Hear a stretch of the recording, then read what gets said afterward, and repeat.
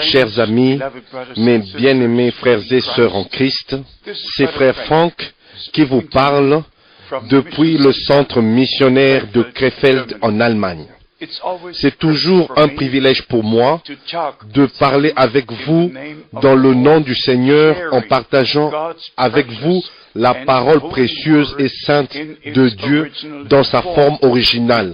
Nous ne retournons pas à ce que les pères des églises ont dit dans le cours de l'histoire de l'église, mais nous retournons au commencement et ma nouvelle brochure nous ramène au commencement, à la parole.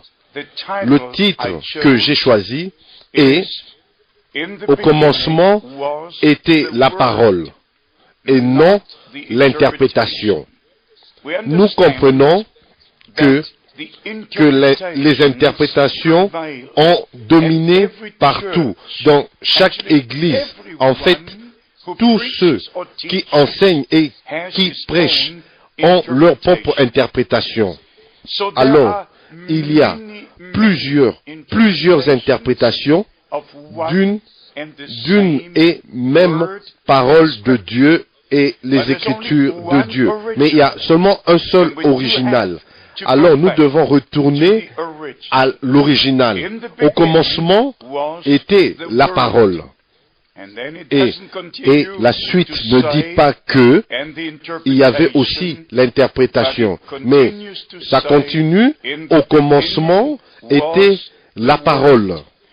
Et la parole, et non l'interprétation, et la parole était avec Dieu, et bien sûr, il nous est dit, pas aucune interprétation, mais la parole fut faite chair et a habité parmi nous.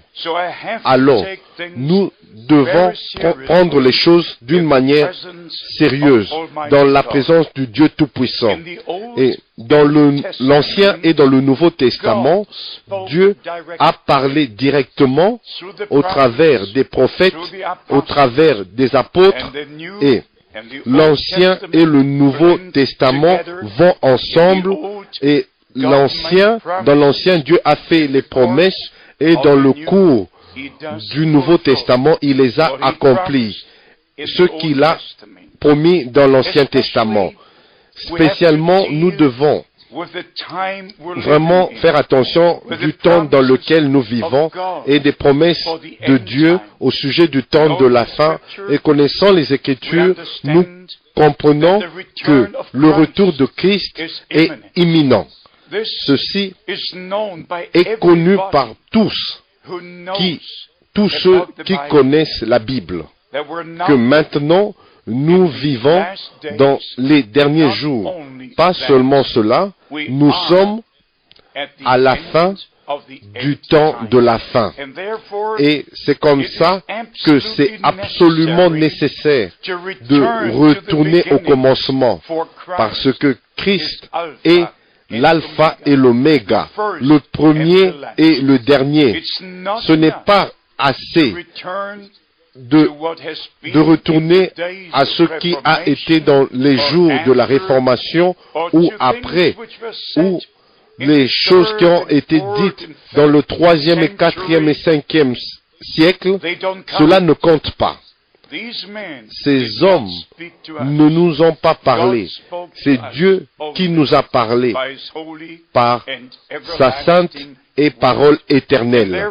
Et c'est comme ça que un vrai serviteur de Dieu ne peut pas retourner à ce que les pères de l'Église ont dit. Un vrai serviteur de Dieu est obligé de dire ce que Dieu a dit. Et ça, c'est ma position, comme Michée, au jour d'autrefois, a dit, c'est seulement ce que Dieu a dit que moi je vais dire. De la même manière, comme l'apôtre Paul, dans Galates, au chapitre 1, verset 10, si je cherchais encore à plaire aux hommes, je ne suis même pas un serviteur de Christ.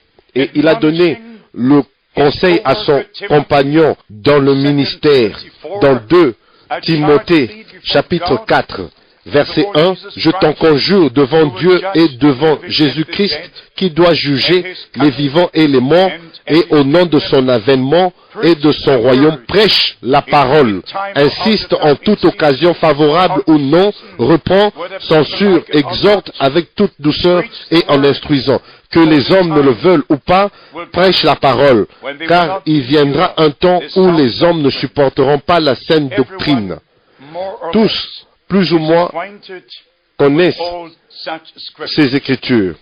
Alors, dans le Nouveau Testament, dans les 4 évangiles, il nous est dit au sujet de Christ, notre Seigneur et Sauveur, que la promesse de sa naissance et jusqu'à son ascension dans le ciel et sur la grande commission qui nous a été donnée dans Matthieu chapitre 28, dans Marc au chapitre 16, dans Luc au chapitre 24 et dans Jean chapitre 20. Alors nous voyons comment la commission a été exécutée au jour même de l'effusion du Saint-Esprit.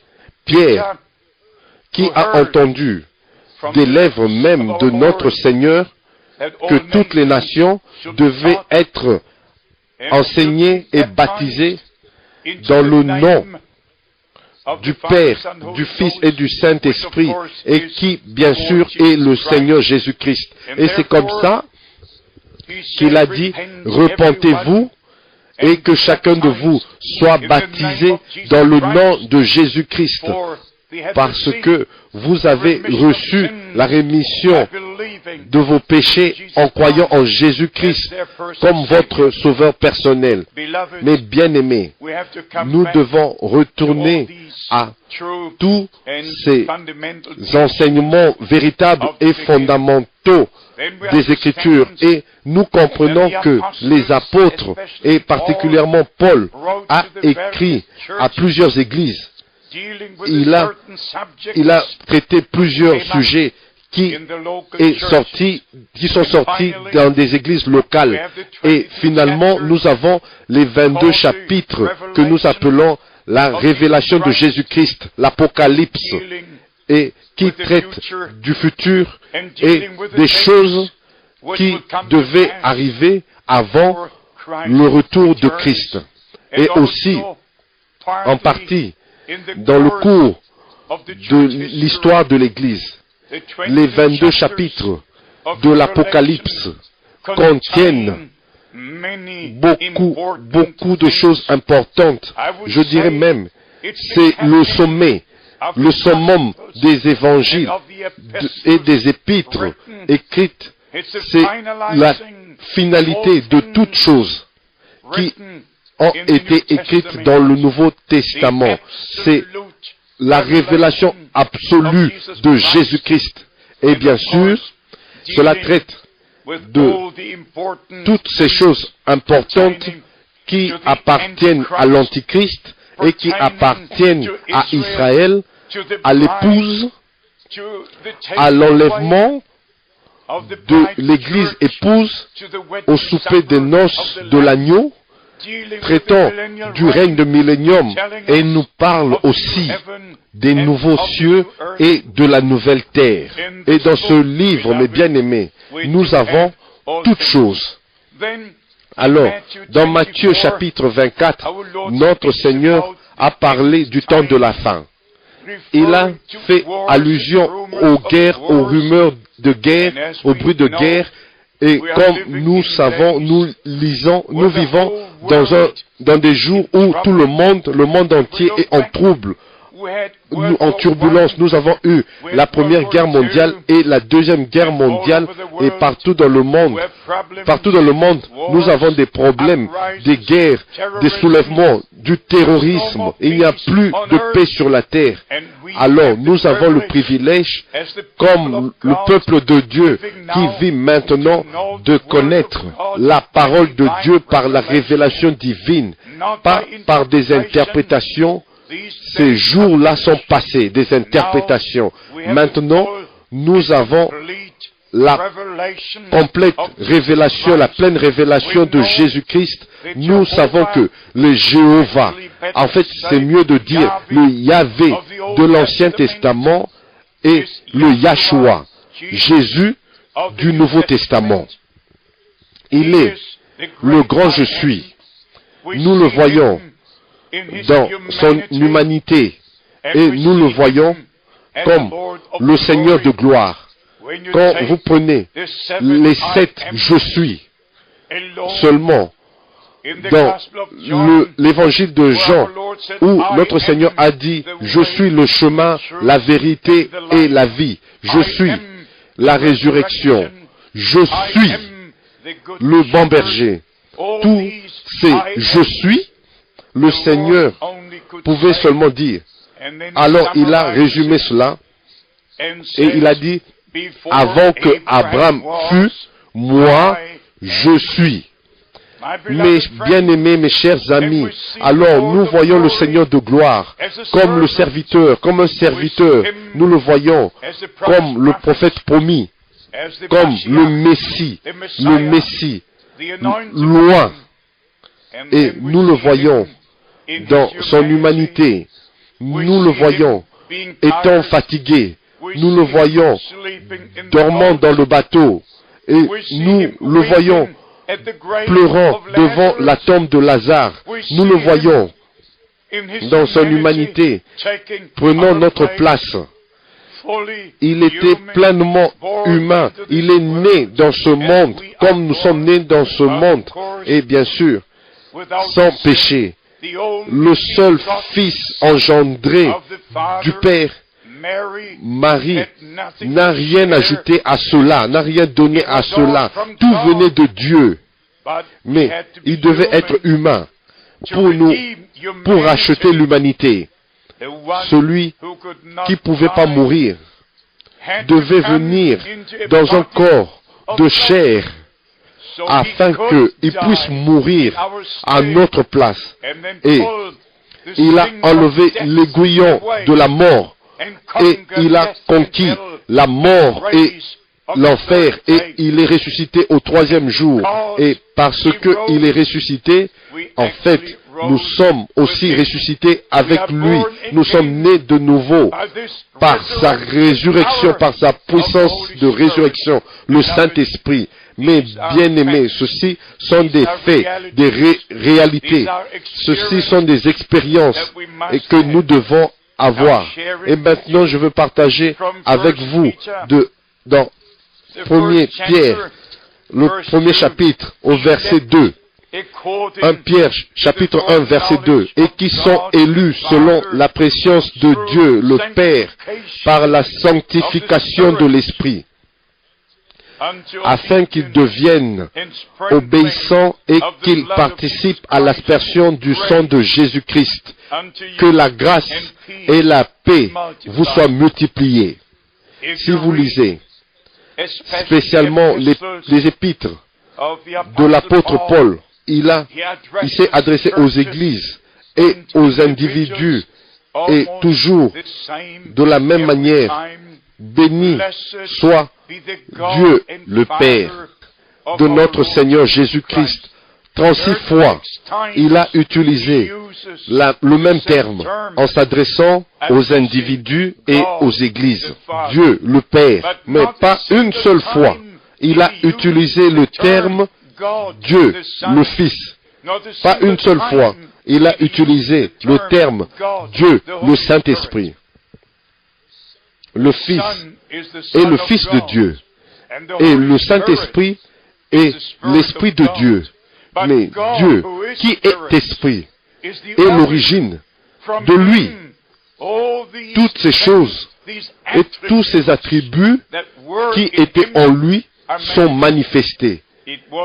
Ces attributs étaient en lui d'être créateur, c'était en lui d'être sauveur, c'était en lui d'être roi, c'était en lui d'être guérisseur. Tous ces attributs qui étaient en Dieu dans toute l'éternité furent alors manifestés depuis le commencement du temps. Et c'est comme ça que, au commencement du temps, Dieu est sorti de son éternité, de l'éternité, et entré dans le temps, et il est venu dans une forme visible d'apparence, et depuis ce temps-là, Il n'était pas seulement appelé Elohim, mais avant que nous lisions Elohim, Yahvé, dans Genèse chapitre 2, nous lisons 32 fois le mot Elohim seulement est dans notre traduction Dieu. Et nous lisons le terme le Seigneur Dieu plus de 6000 fois pendant toute la période de l'Ancien Testament. Mes bien-aimés, chaque terme, chaque parole, chaque mot qui sont écrits dans les Saintes Écritures ont sa place et leur connexion. Comme on peut le voir, envers la création, il est le Créateur. Et envers les fils et les filles, il est Père. Quand il en arrive, comme pour régner, il est le roi. Quand il s'agit de guérir, il est le guérisseur. Quand quelqu'un est perdu, il est le sauveur. Pour le troupeau, les brebis, il est le berger. Il est tout en tous. Et il prend soin de tout. Et dans toutes ces différentes manifestations de Dieu. Mais il demeure toujours un seul. Je dois l'admettre.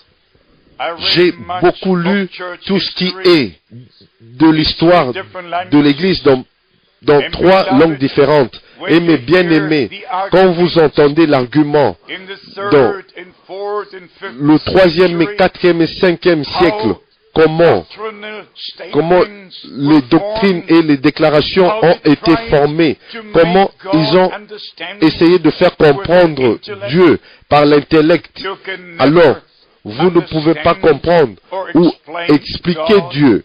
Dieu est esprit et habite dans une lumière inaccessible, mais il s'est révélé lui-même et il s'est manifesté lui-même dans une forme visible d'apparence et aussi dans la colonne de feu, en accompagnant le peuple d'Israël pendant 40 ans, pendant leur voyage dans le désert. Mais bien aimé, quand il en arrive à ce point-là, c'est absolument important de savoir, de connaître et de savoir que la parole de Dieu demeure et sera toujours vraie. Rien ne peut être ajouté, rien ne peut être expliqué ou retranché. Comme j'ai déjà dit, quand notre Seigneur a parlé dans son humanité, et par exemple quand il a dit dans Jean au chapitre 5, au verset 19, le Fils ne peut rien faire de lui-même. Il ne fait que ce qu'il voit faire au Père. Et tout ce que le Père fait, le Fils aussi le fait pareillement. Quand il parle dans son humanité, il dit, personne ne connaît le jour ou l'heure, même pas les anges, même pas le Fils. Mais le Père seul connaît le jour. Alors nous devons comprendre de la bonne manière de quoi il est parlé. Si il est comme fils de Dieu, le fils de David, le fils de l'homme, ou si nous le voyons comme le médiateur, comme le souverain sacrificateur, comme l'avocat, nous devons le voir dans tous ces aspects différents. Nous devons vraiment faire attention conformément au plan du salut.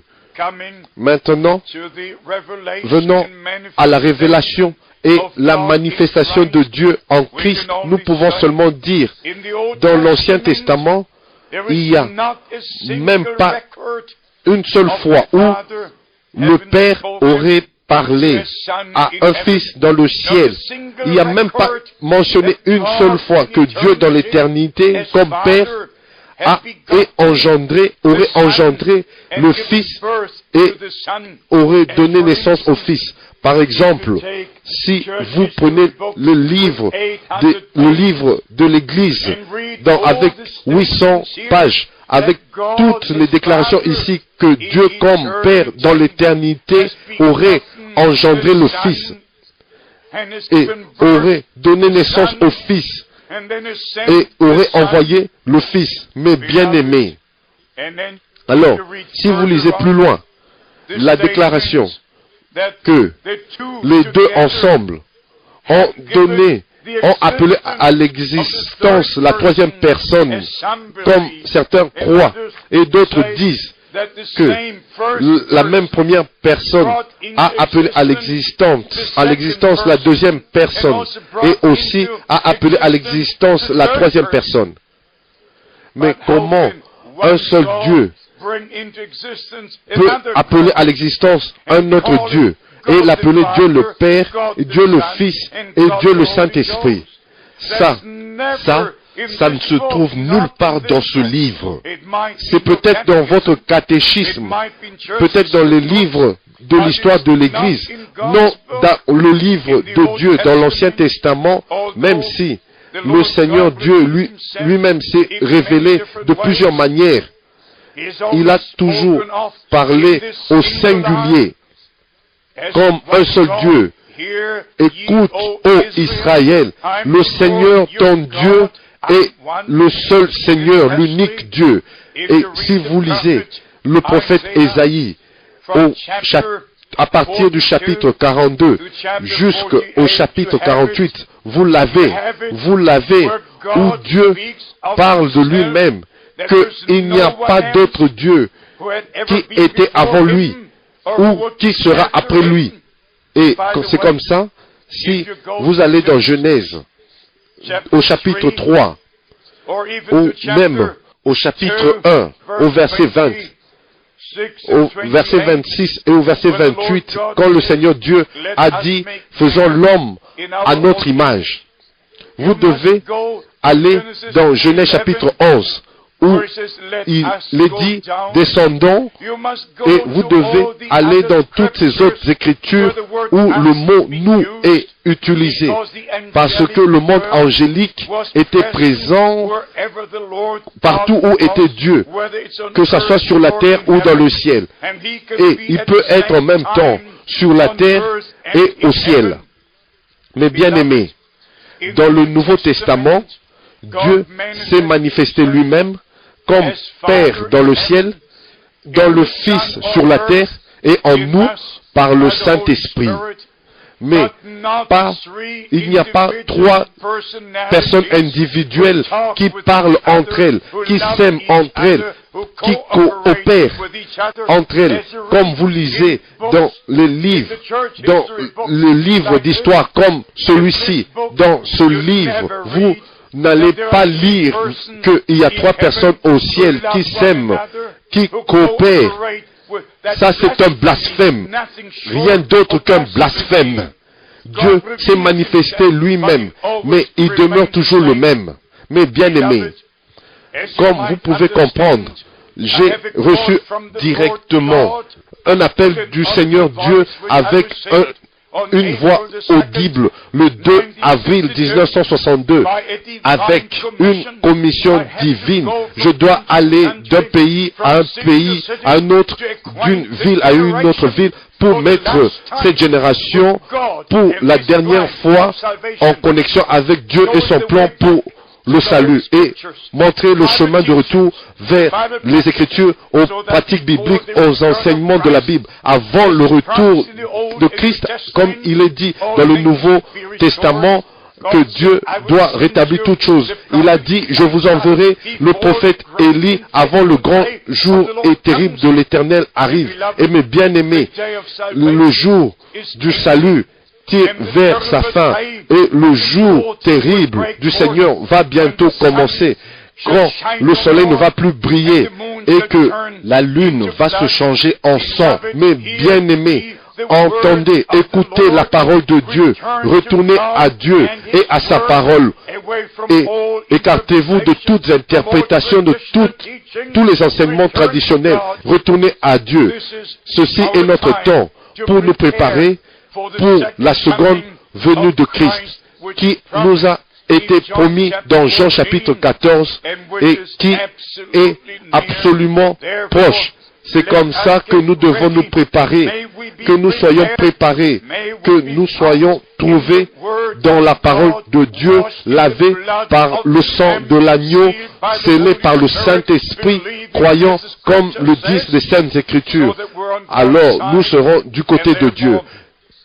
Et c'est comme ça que nous comprenons que Dieu complète, achève maintenant son œuvre avec l'Église du Nouveau Testament. Et je veux que vous soyez présents quand la trompette va sonner et que la voix de l'archange se fera entendre. Et les morts en Christ ressusciteront premièrement et nous serons transformés. Que vous puissiez vraiment prendre part à ce grand événement quand le Seigneur viendra nous prendre à la maison. Que Dieu vous bénisse et qu'il soit avec vous. C'était Frère Fong qui vous a parlé depuis le centre missionnaire de Krefeld en Allemagne. Que Dieu vous bénisse dans le saint nom de Jésus.